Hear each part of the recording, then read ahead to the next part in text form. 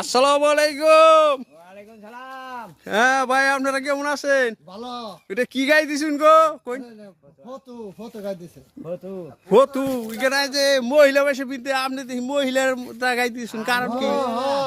হ্যাঁ উনি স্বামী আমি। তাই নাকি? হ্যাঁ, দুজনে একটু নাচ আর হইন। হ্যাঁ। নাচ শুনছে দেখি, নাচ হইন।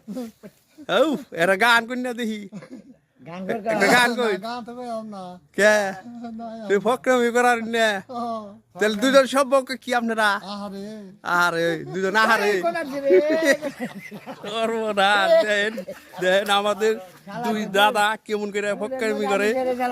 এই যে দেখেন, এই যে দেখেন কি সুন্দর পরিবেশ। এই যে দেখেন,